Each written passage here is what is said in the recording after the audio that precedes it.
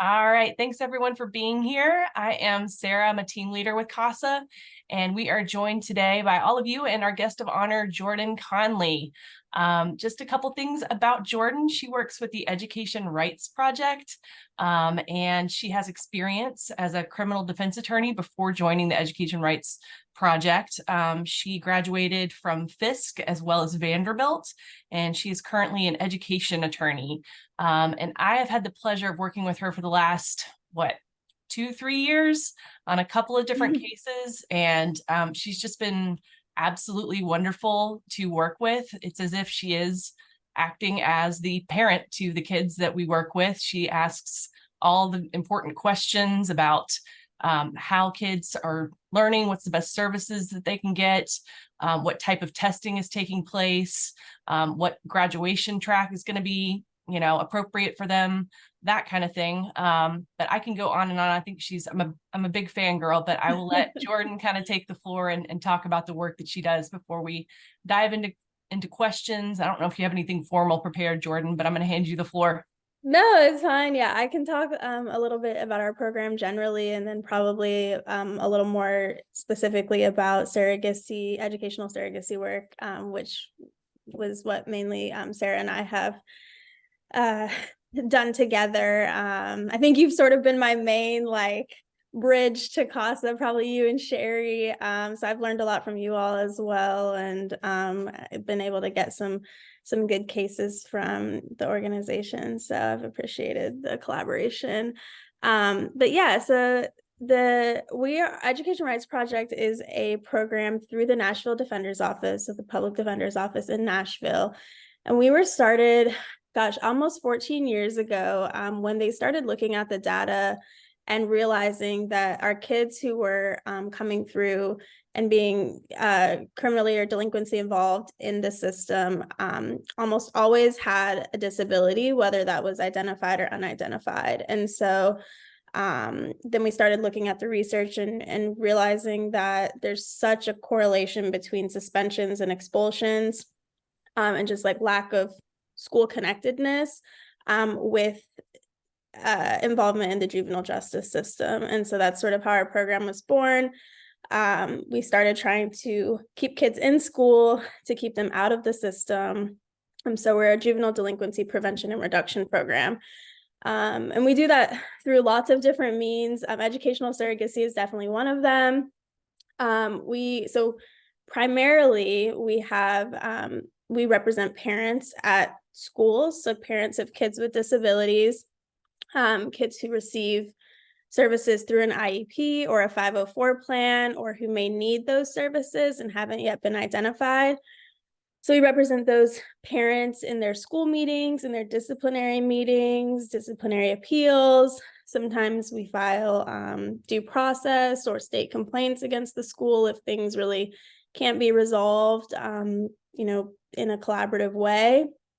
And then I have a guardian ad litem practice as well, and we sort of try and reserve our guardian ad litem practice for kids who have educationally complex needs along with GAL needs. So kids who are either at risk of going into foster care or who are already in foster care, and who usually have IEPs or need those services. So we try to kind of use our resources in a way that kind of banks on what we specialize in.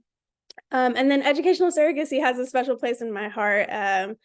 There's so many kids who are languishing, as you probably already, you all know from your work, who are in the system, who need services, who need educational services, and there's just no one there to sign the papers to put those services into place. Or if the kid already has an IEP, there's nobody there to make sure that the IEP looks like what it should look like and that it's actually serving the child's needs.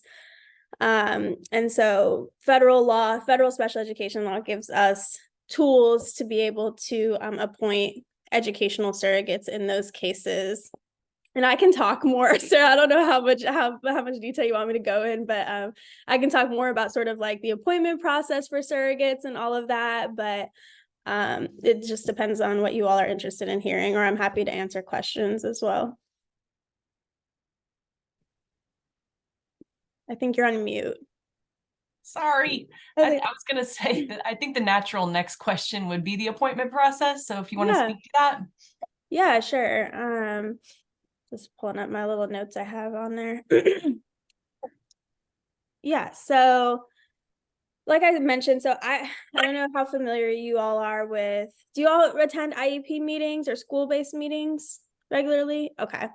So IDEA or IDEA, sometimes it's referred to, is the federal special education law. So it's the law that creates IEPs and talks about, what all is required to be in an IEP and how we go about the process of doing that. Hey, Um, Jordan, I'm sorry. Just for our newer volunteers, you maybe want to give like an overview of what an IEP is. I'm just realizing sorry. no, I'm just realizing we use a lot of acronyms and There's a sometimes ton. Yeah, so an IEP is the legal document that gives children access to special education. So it stands for Individualized Education Program, and it's a fairly comprehensive document. Usually they're about 20 pages or so, that details like where the child is currently performing, any medical concerns they have, their goals for this next calendar year, and then services they receive. So that could look like, reading intervention or speech language therapy. And it goes through really everything that the child should be receiving at school. And so that's a legal document the school has to comply with. Often they don't, but that's why we're here. So so that's the IEP, and that's part of it's the IEP is a piece of IDEA. So IDEA encompasses all of special education, the funding, surrogacy, all of that. And an IEP is like the legal document that the schools use to carry out the actual service. And so surrogacy is allowed by IDEA. There's sort of two routes that we can get surrogates appointed to kids who do not have an educational decision maker. So think like a child who's been in foster care for 2 years, 3 years, and who that has no access, or the biological parent is not involved at all, and who's really struggling. Like maybe they've really needed special education services, and the school wants to give it to them, but legally the school cannot, because the first time you put special education services into place, you can't do it unless you have a parent signature. So what happens is the schools are put in this really difficult place because they can't do the services they want to do for this child, and there's nobody to sign. And so sometimes, so there's two ways that we can go about getting a surrogate appointed. And I'm sorry if you guys are hearing background noise. My dog and my cat are chasing each other around. But so the school, so specifically here in MMPS, give me just one second. Specifically here in MMPS, there is a list of surrogates. So people who have volunteered to be trained and be appointed as surrogates for kids that need educational surrogates. The problem with that process is I think it's limited. So MMPS, and me and Sarah have ran into this, I think, a number of times. MMPS is very hesitant to appoint a surrogate from their list with their own power to do so, unless the parental rights of that child have been terminated. Because what they worry about is that the parent will pop back up, and then there's this surrogate parent who's been appointed, but the parent really still retains these rights, and what happens at these meetings. So if the rights have not been terminated, and this child is like not completely separated legally from the parent, the schools won't appoint anybody. And again, as you all probably know from your work, like it's, I think, rare that we actually get cases where things have been done expeditiously. Like termination is not something that happens quick, nor should it be. But it, so it leaves kids in this position where they are just sitting and there's nobody to make decisions. So the other way that we've kind of gone about this, I'm so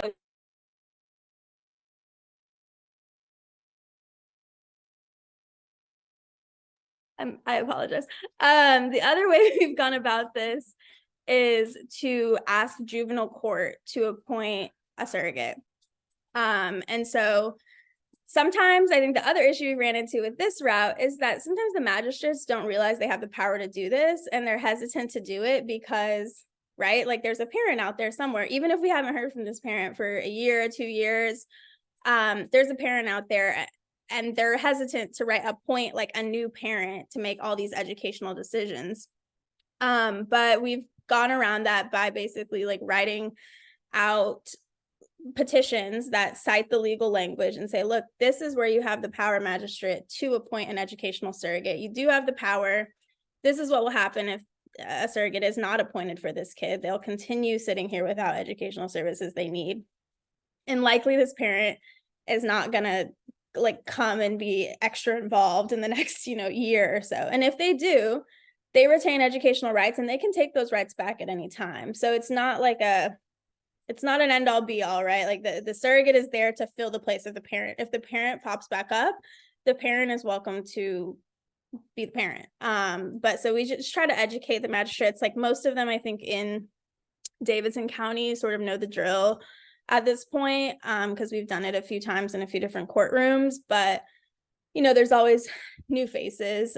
So sometimes it just takes a little bit of like education because it's not their specialty.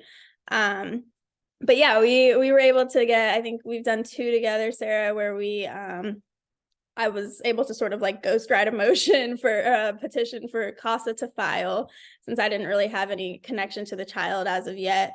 And then CASA was able to file a petition with the court saying like, this child needs an educational surrogate. This is the way that we would go about appointing this person. We have a person in mind. It's Jordan.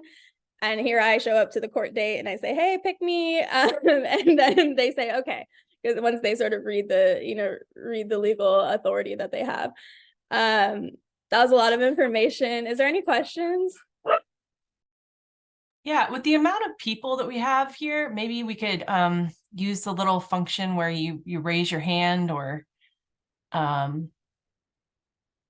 have lots of questions if other folks don't. Yeah, I'm happy to answer anything, and feel free to jump in.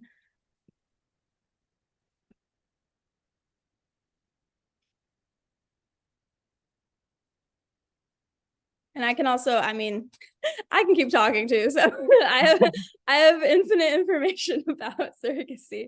And I don't know, Sarah, did you say you had a question or? I do. I'm going to ask a selfish question about one of my cases that I'm working on. Yeah.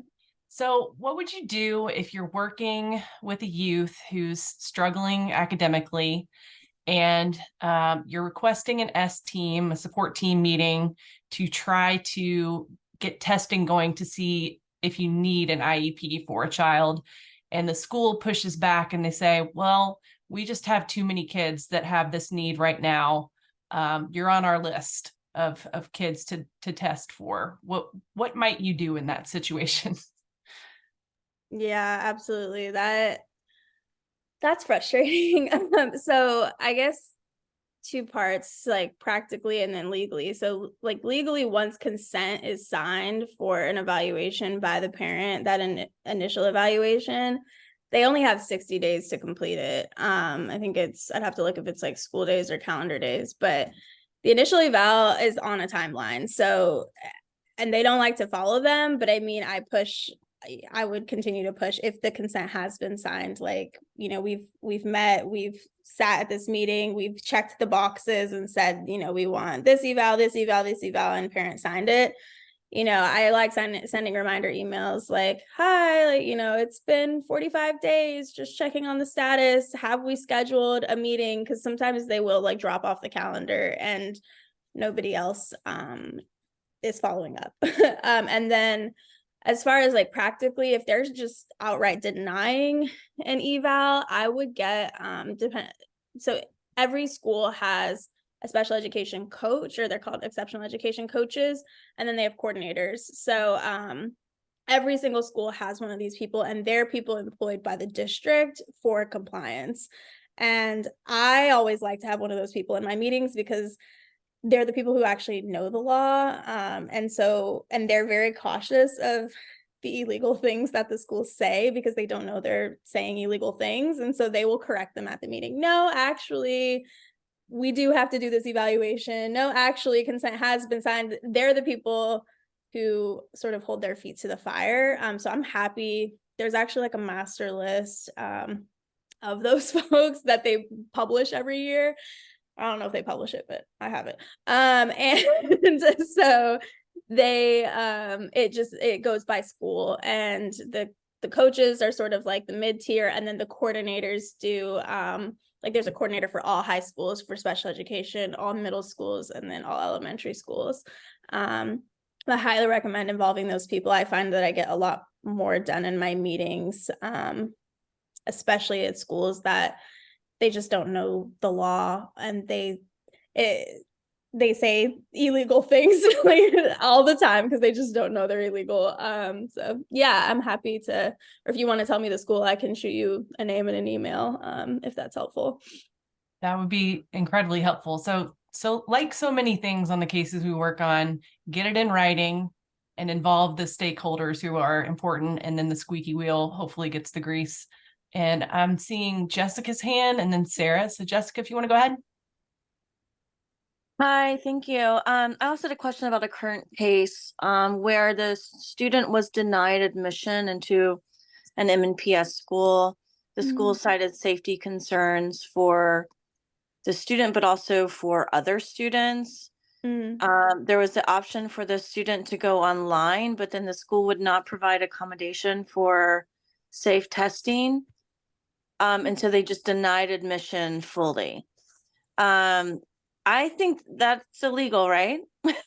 Yeah, I mean, depending on the circumstances, unless the child are they expelled from a school right now? No, they're not.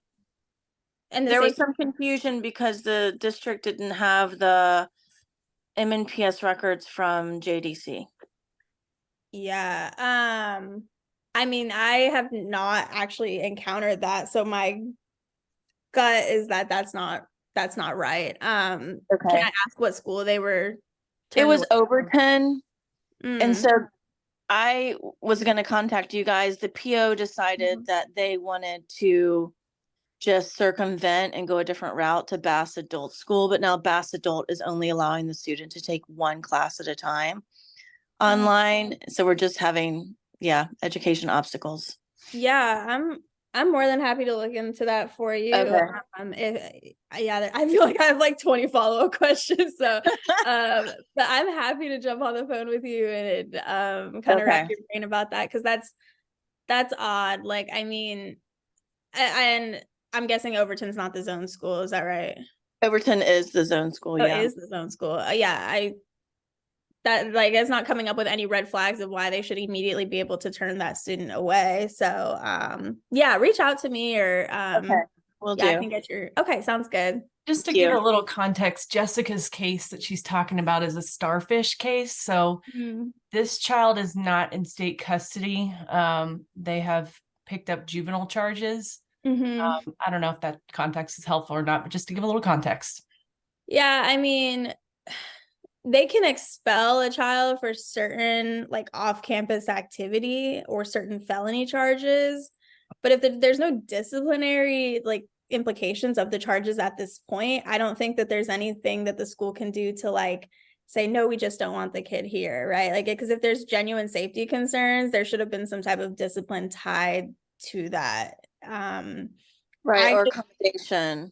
Right. So like, I don't think there's like an unofficial way that you can deny admission of a child to their zone school. Like if it was a different, if it wasn't a zone school and you were trying to like transfer the kid, or, that is discretionary. So that could change things. But if it's the zone school, that makes me think twice. Like that doesn't sound quite right. Okay, thank you. Yeah. Sarah, do you want to go ahead? Sure.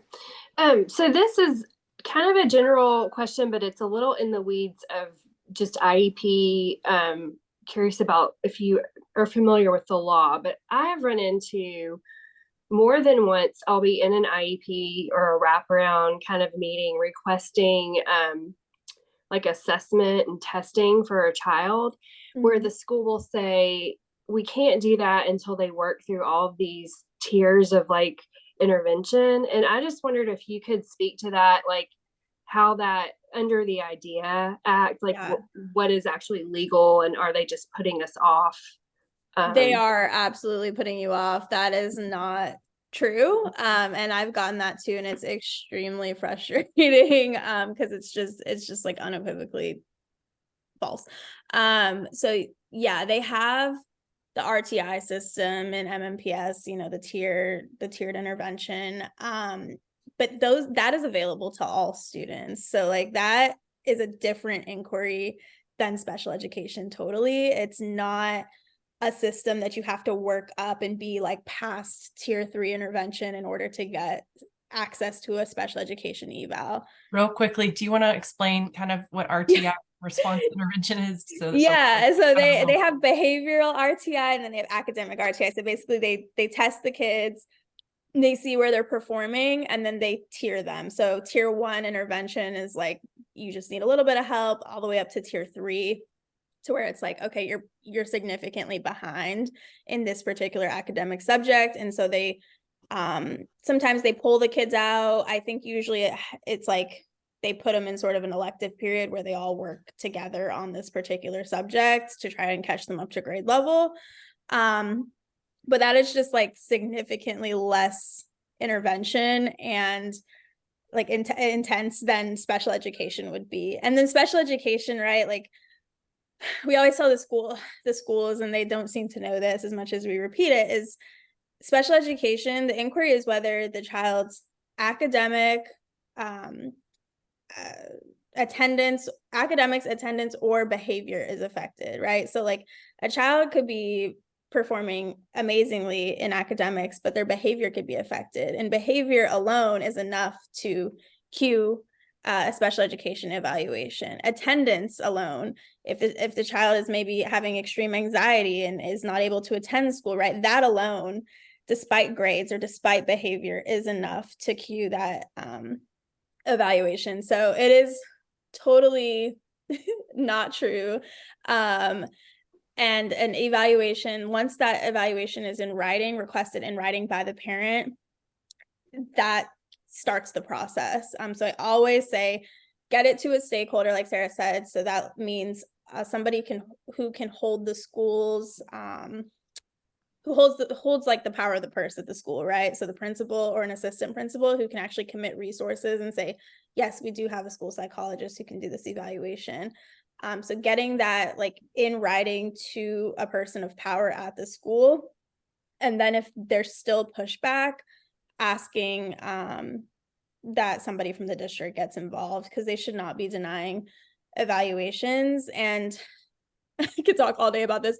And there's also a particular section in IDEA that talks about predetermination, right? So like it is illegal for schools to predetermine eligibility of a child. We can't sit back and say, oh, well, Johnny doesn't have any academic issues. He's definitely not, struggling with ADHD. Like, no, that's the purpose of the evaluation, right? That's why the law requires a comprehensive and individualized evaluation. So I am of the opinion that denying the evaluation based on the thought that this kid might not be struggling enough to be special, to be in special education, is predetermination, because that's the purpose. Like if after the evaluation we sit down and we say, look, yeah, you're right, like this can be addressed by some other measures, we don't need to jump straight to an IEP, fine. But that's the purpose of the evaluation. So yeah, always get it in writing. I try to say like save a receipt, so if you can do it via email, that's the best, so you have proof of like, hey, we requested this, it still hasn't been done. And then the next step too is like getting to the table to actually sign that consent and going over what the concerns are, so they know what to look for in the evaluation. And they don't have to, they also try to say that as well about the S-team process. Like sometimes they say like, oh, we need to have a few S teams first, see if we can put one of the S team plans into place, and that might be enough. Totally separate process. They're not, like, when they make a S team plan, that is something we like to say they're doing out of the kindness of their hearts. There's no legal compliance tied to that. They can implement it. They can't, like, there's no remedy if they don't implement it. So the IEP process is just, it stands on its own. Sorry for the rant. I feel passionately about that because I've had that happen as well, and it's annoying. Thank you. That's helpful. Yeah, I'm happy to answer any other specific questions too. You can always email me. I see a couple, but real quickly, just when you're writing those emails, just make sure that you're CCing your CASA team lead on that, as well as the guardian ad litems. It just adds a little heft, and we can escalate things if we don't get a response.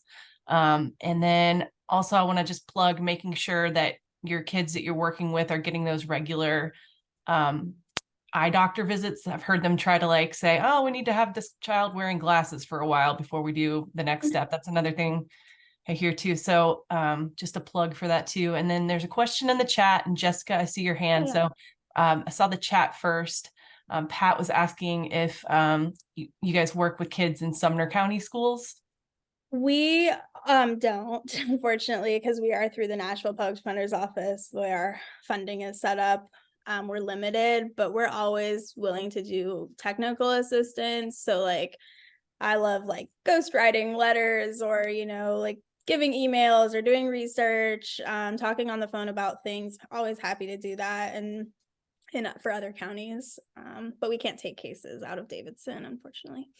If a DCS case originates in Davidson County and then a child is then later placed in another county, is there potential there? Yes, for surrogacy and for, I guess, if the court proceedings still happen in Davidson, then yes. But if like the child just moves and all their stuff moves with them, then no. If kind of like our cases, like, you know, when the kids like went to residential, but it's a Davidson County case, then yeah, we can do surrogacy on those cases. Heft is good. I like it, Karen. Jessica, you are up. Hi, it's me again. This is about another case that I'm on. Yeah. I'm curious. So a few things have happened. So when I got on the case in February, the child had not been enrolled in middle school for a while. They had been expelled. So one of the initial things I tried to do was, because the child has an IEP, see if they had had the manifestation determination meeting before expulsion. Right. I could get no one from the school to talk to me about it or confirm with me or send me the notes from that meeting. When that happens, and I tried principal, guidance counselors, special ed people, it felt like they thought I was interfering, like they weren't helpful. When that happens, what's my recourse? Because a lot of this is another juvenile detention case. A lot of the behavioral stuff that led to the detention happened when the expulsion happened and the kid was just unenrolled, and his family was under the impression that they couldn't re-enroll him anywhere else. Yeah. Do you all have access to records, like a court order allowing you to? We have a discovery order. Okay. So but that was not, we were getting nothing. So we can use that discovery order to look at like cumulative files at the school as well as DCS records. Okay. I would, yeah, we always try to like go up to the school and ask, like we email and say like, we're requesting this, when can we come? Yeah. Sometimes that helps a little bit. I don't know if that's what you did, but not everything is printed out. So I always try to be, you know, like be specific in my email. Like I need, you know, the behavior detail report. I need all manifestation meetings. I need this, I need that. So once I get there and it's not in the file, I talk to whoever's in the front and I say, hey, I need you to print this out for me. That's one way. I mean, they do tend to ignore things. I think starting with the manifestation was a great idea. Because if, you know, if there's a disagreement, like, I don't know if yeah, you weren't part of that meeting, it sounds like. So if there was, if you disagreed with the manifestation determination, potentially somebody could file due process and everybody would sit down at the Board of Education and say, okay, you know, parent or whoever surrogate is disagreeing with the fact that this behavior was not disability related. You know, what kind of like thing are we going to come to in order to settle this? Okay. The other route I would say that I think I've had a little bit more luck with, so it sounds like the child should have been assigned to an alternative school, right? To Johnson. Well, eventually when we got involved in the case and realized he hadn't been in school, like no one had, you know, until his arrest, then we went to Johnson. Okay. Yeah. So They also tried to expel him, but I was able to call and say, have you had a manifestation determination meeting? And they're like, whoops. And so they didn't expel him. They just suspended him. Oh gosh. Yeah, I mean, so the other thing too, I would reach out to a district person because they owe him comp ed for all that time. They owe him compensatory services. Like if he was a kid without an IEP, I would hate that the answer is kind of like there's not a ton you can do, but because the law requires schools to provide like the special education services regardless if the child is expelled, even if they're double expelled from, you know, from their zone school and from Johnson, they have to continue providing those services, and if they fail to provide them for a period of time, they have to make them up. So I would probably reach out to, I'm gonna have to send like a master list of names. There's a guy named Pear Thomas. He's the EE coach over Johnson, and then I think Cassie Williams is the coordinator, and they would be able to look and say, oh yeah, this kid missed, you know, 2 months of school. Like we need to figure out comp ed, and then that would probably look like some type of tutoring with transportation after school or in the summertime that he would be owed, and they would provide a letter and have to get that done for him. So doesn't fix things, but it does get him back some of that service. It might help a little bit. My second question about this case is, what do you do when you need accountability in MNPS inside of JDC?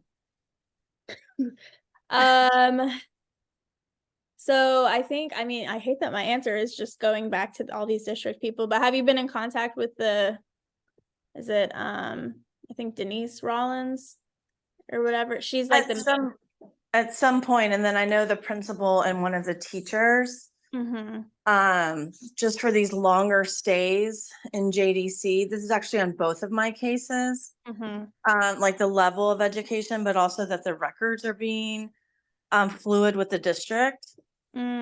Because when they're not like we're just like in my other case, we're having this thing where my other student was reported expelled, even though she did a year of ed in JDC. And so that delayed education, that delayed getting back. Yeah. As far as like the quality of education, I know they're supposed to be in there like a few times a week doing their services and all of that. I think if you have concerns, probably reach out to like the MNPS liaison person. As far as records, I'd actually have to do some more research on this, but there is a provision in IDA that like you have or the parent has rights to inspect and look at all the records, but also to request corrections to records. I would just have to look at the process of how to do that. But there is a process. Like if there's something wrong in the cumulative file that's affecting the kid, there is a process to try and fix that. I need to research that. Actually, that's something I wish I knew off the top of my head. That's a good question. Okay. I will research that so the parent knows. Yeah. Okay. Yeah. Again, I'm happy to talk further about it. I definitely will look that up. I'm just making a note for myself because that's a great question. Okay. Thank you. Yeah. Any other questions? And I'm happy to, if there's like a particular area of interest, I'm happy to speak more about that. And I actually don't know how long this meeting is. Is it an hour, Sarah? Yeah, we have an hour slated. Okay. If you'll give it to us, however long you're Oh able. yeah, I've got time. I just wanted to make sure I wasn't talking too much. Not at all. Okay. I think Kim, I see your hand. Hello. Hi, Jordan. This is Kimberly Webb. I just want to let everyone know that I have the privilege of Jordan being on one of my actual cases, and she has helped so much. Oh, my goodness. Oh, And especially like being the middle person to break things down in layman's terms with something that I know nothing about in education legally. She just broke everything down, and I'm just grateful that I had her. I have her on my case. oh, thank you. That means a lot. I always like working with y'all. It's just such a unique perspective you guys bring, and I love doing stuff like this because it's like every time we talk about these things and do trainings and all of that in the community, it's like I think we hold the stakeholders in the community to a higher level, because once we have more people educated about what should be happening, then things start to happen. So yeah, I think maybe it's helpful sometimes to share like context. Kim, can you maybe share, or I can, kind of what led the youth that you work with to Jordan, without giving any identifying information away, obviously, but maybe I think stories are sometimes kind of what are impactful and how this kind of thing works. Well, initially, she didn't have an IEP, and we knew that she was behind educationally, and we couldn't get a oh shoot, we couldn't get the evaluation. we couldn't get the evaluation, but the person to speak on her behalf, what Jordan is doing. We couldn't get a surrogate. Is Mm, that? And yeah. so really Sarah took over from there trying to get in contact with Jordan, and then that's how Jordan got on the case.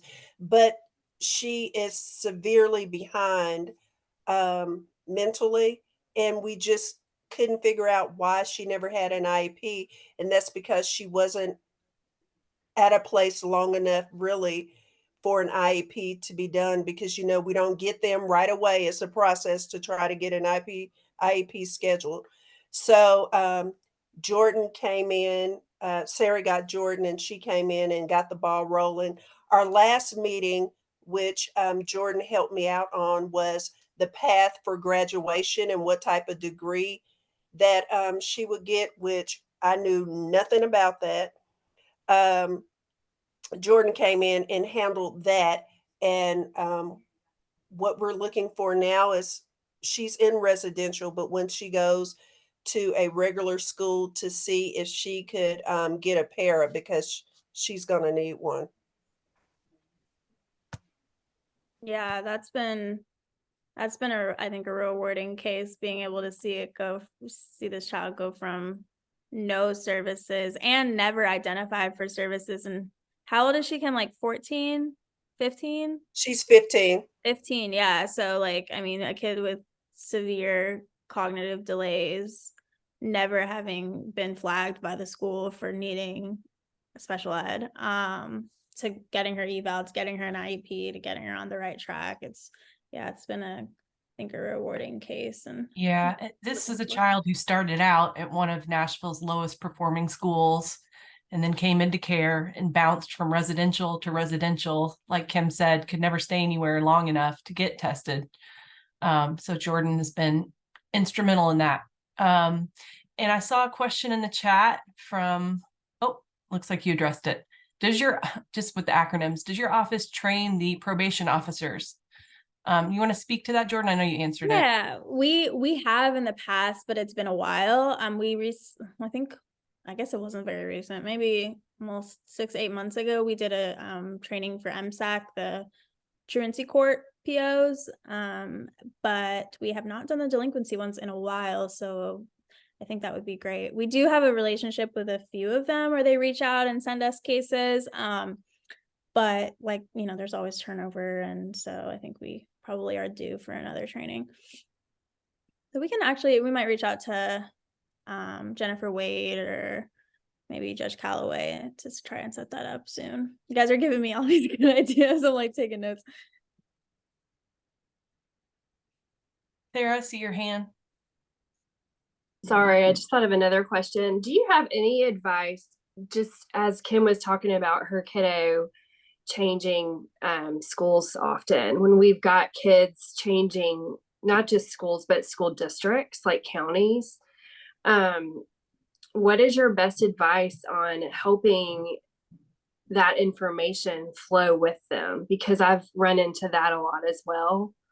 Yeah. I don't think I have great like legal advice, probably just like practical advice, which is I think there's often no person to like hold the information.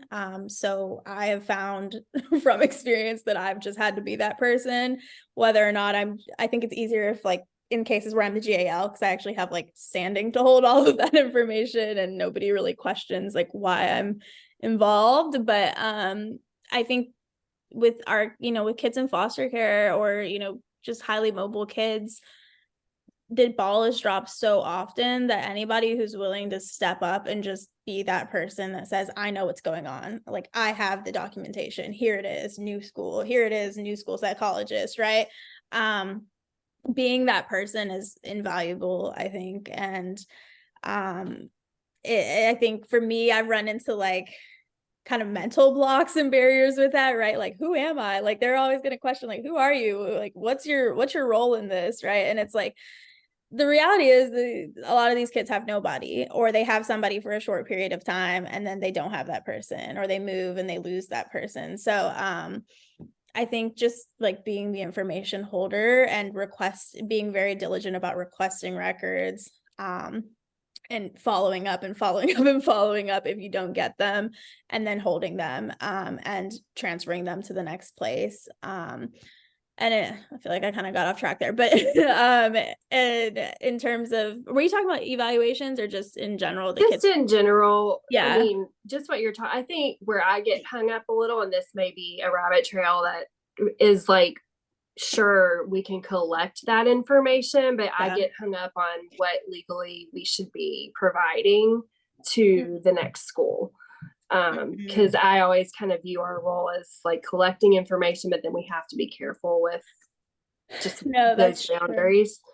That's really true. I think like we have to be really careful with sensitive information, and I always try to be careful about what ends up in an IEP, like the language that ends up in an IEP or the files that end up, in the school's hands. Cause I think, like in the wrong hands, that can be used against the kid, and form lots of biases and things. So, I think it's so hard, right? Like, forming those, trying to figure out like who you can trust in a new school and forming that connection with the person when the kid might only be there for a few months. I mean, it's almost impossible, but I just try to be like, I try to hold all the information and then use it sparingly, like you said, right? I mean, give them what they need.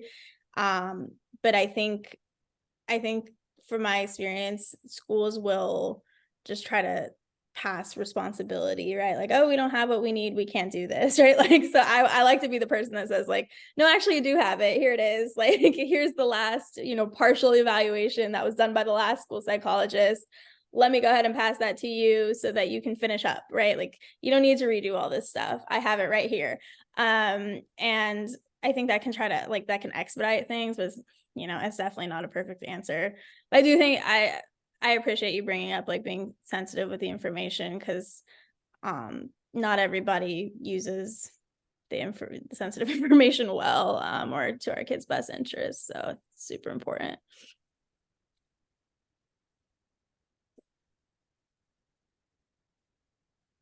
All right, we have about 13 minutes left, guys. Who has other questions?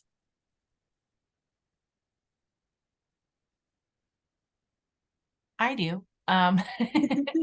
Say, this is not so much a legal question, but I'm just wondering if you have general advice for when we get older kids, by older, I mean like 15 or 16, Yeah. who are very behind academically with their credits. Mhm. What would be the best way to advocate for those kids? Yeah. I mean, so I always try to do, I guess it's situation dependent, but I always try to make sure that they have access to credit recovery and that they have access to their services and extra help in credit recovery. Cause like a lot of kids either will lack the motivation or lack the skill to, to actually do the courses they need to catch up. Um, I think the other factor with our older kids that I run into a lot is that motivation. Like, it's hard to convince a 16-year-old to go to school and to try when they haven't been trying for years. And there's not been like a focus around the importance of education. So with that, I think the school connectedness piece is so, so important. And there's like one of sort of like the pillars of our program, which seems so like minuscule, but it's so important, is finding one trusted adult at the school that the kid can connect with.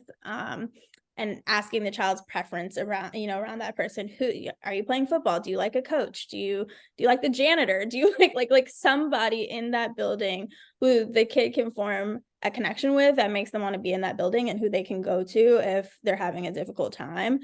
And I know that's not like directly related to credit recovery, but I think with our older kids, like the credit recovery issue is a bigger issue of like intrinsic motivation. And I think our schools are big and our kids are just, they're underserved. And so they can go, years without even being noticed. Like they just go to class, they walk through the halls, nobody like takes an actual individual interest in them. And so sort of being the like bridge to find that person in the school actively who will connect with them and who will, whether that's through like an IEP check-in, check-out system. So they actively have to check in with them in the morning, document it, check it out, in the afternoon. How was your day? What struggles did you go through today? What were your successes? But just building that like connection with intention, I think can do a lot for our kids. And I've seen that really turn around. I have a kid who, she was at Republic and she had like 30 days of out of school suspension in her freshman year. So that's like, 6 weeks of something like that, missed school. Stupid suspensions. She felt like nobody liked her there. She hated it. We moved her to Whites Creek for her sophomore year. And she was also a child who was in foster care who ended up getting adopted. But we connected her with a teacher who was in foster care growing up. She shared with us and they had like this amazing connection and she did great. Like she had like I think she had like 1 day of suspension her entire sophomore year. So just like the total turnaround of having a person that she could trust and talk to. She was behind in credits. She caught up on credits. Her grades were good. She had like all A's and 1B and she had like very few suspension days. It was just a complete 180. So, yeah, I think that's a powerful tool. That's awesome. And I saw Miss Allen nodding her head, who was incidentally my 7th grade math teacher, who has been an educator for I don't know how many years, a long time. Yes. So, I have a question. Yeah. I have a question for you, and I know you addressed it a little bit. I had a case, and the birth mother, of course, retained her education rights. So the school would call and set up the IEP meeting, and they would send the letter, and she would say she's going to be there, but she wouldn't show up. Yeah. And then, unfortunately for all of us, the foster family had moved out of the county. The child's still in Davidson County custody. So, but they were in Macon County. It was a long drive. Yeah. And if the birth parent is notified and the school finally sent, it was Macon County and they're really good. And they finally sent a registered letter that she signed for. So they knew she'd been notified. Can Right. the IEP meeting go on? I mean, Yes, it can. So that's a great question, because I actually have a very similar case where I'm GAL, and I mean, mom is just like uninterested. Like she just, like, I think actually in the IEP it says like called mom, she doesn't want to be contacted, she's not interested in participating, and it's like frustrating because, right, I mean, she has the rights, like she's there, she has custody of the kids, like there's nothing that you can say to get a surrogate appointed. And I do think that it would be irresponsible for a magistrate to appoint a surrogate when you have a semi-active parent. That's not quite appropriate. But it can go on. The law says that they have to try to make they have to make genuine efforts to reach out to the parent, and they have to try to meet in a mutually convenient time and place, right? So they have to make it so that the parent can attend, do everything in their power. But if the parent is unwilling or unable, after significant like times contacting them, they can absolutely have the meeting. And I think sometimes it takes that external person pushing a little bit. So in my case, this child really needed an IEP meeting. She had been truant for like almost a year. And she was starting back at school, and she had an IEP for intellectual disability of all things. It's like, this is a kid who we need to meet about. Mom was just not answering, or when she would answer, she would just be like, oh no, like, kind of write them off. And so I actually was like, look, send mom a letter, give her they have to give 10 days notice, right? So they have to give the parent those 10 days, give her the 10 days, give her every opportunity to come, but I am requesting that this meeting proceed without her if she does not want to participate. And they have to do it, right? Because then, like, they can, I mean, the only thing that they need parent consent for is the original evaluation and the original implementation of the first IEP. But after that, once the child has an IEP, the parent can revoke consent and take that kid out of services. But if they don't do anything, if they just stop participating, the IEP continues, and the school is responsible for continuing to meet. So absolutely, I think the schools don't know that always, but you can absolutely still meet, and you can be that person to push past that barrier. And it's like, I think communicating, like, you have no intent to cut the parent out. You would love if the parent participated. Absolutely send them all the notification, but at the end of the day, the purpose of this meeting is for the child, not for the parent. So yeah, that's a great question. It's so frustrating. it is. Thank you. Yeah, thanks. All right, we have just a few minutes left. Any last burning questions? Well, I do again. What I've found is when kids are struggling and you ask for additional help for them, the first step is always, let's see what services are available through the school, like tutoring, after school programs, that kind of thing. But beyond that, I've found that it's near impossible to get DCS to pay for any kind of supplementary educational support. Have you had any luck in seeing that happen? No. I can't lie. No. I'm lucky if they reply to me. It's, you know how it is. I'm always a proponent of, like, let's file something, let's get in front of the court, let's tell the court what DCS is not doing. And like, I don't have a problem with that. I think sometimes it pushes them a little bit, and they try to save face and do agree to stuff if they're actually like in front of the magistrate. But other than that, no. No. Well, my theory now is to try to get it somehow written into the permanency plan to have it be legally accountable for. I don't know if that's going to work.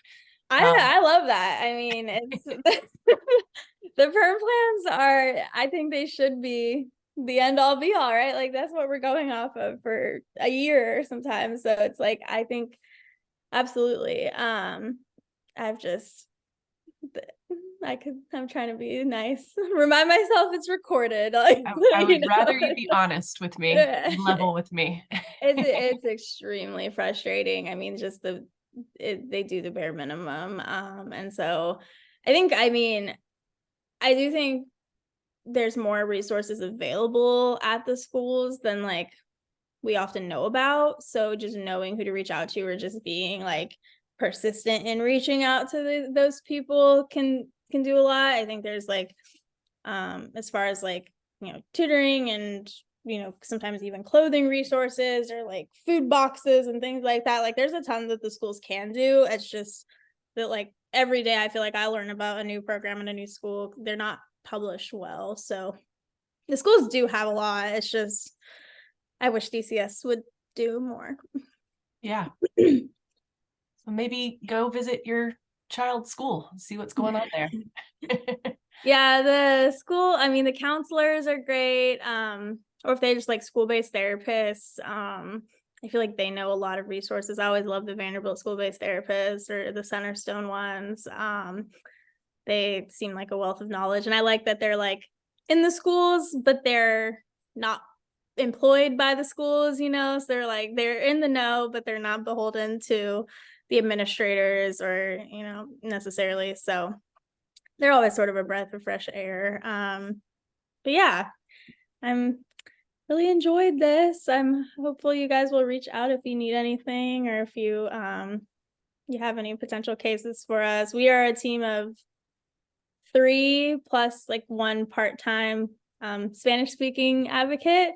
So we have 2 attorneys and 1 social worker who provides non-legal advocacy. So we're always, open to giving assistance over the phone or taking cases if we have capacity. Wonderful. Thank you so much, Jordan. You are wonderful. And you referenced a couple different things you might send with names Yes. of people, and I will take those and I will make those available for other folks as well. Thank you again. And just a couple of CASA reminders. Please, folks, if you could go into your Optima account and record 1 hour of continuing education for this training. What else, Sarah? What am I forgetting? Our Breakfast for Champions is on Friday. If you'd like to come to that, we're going to celebrate people with their 5-year milestones. We've got the summit coming up November the 4th, and we're about to send out an official invite with all of the details for that for you all. And then I know for my team, at least, I'm doing some Optima just catch up. And so please, please, please, if you have any entries and visits, go ahead and add those in, because I'm going to be going through and kind of checking off the monthly visit requirements for every case. So that would be much appreciated. Yeah, and on your contact logs, make sure you click the monthly in-person visitation. Yes. Because we're getting audited for those, and we're having to backtrack if folks haven't done those visits from July on. There's a form we're going to ask you to fill out. So if you have done your visit, please indicate that so that we won't have to bug you about a form. That would be great. And again, Jordan, thank you so much. You are awesome. And yeah, thanks everybody. I'll shoot you an email. Thank you, Jordan. That was so helpful. Thank you guys for all the work you do. See you next time. Bye, everybody.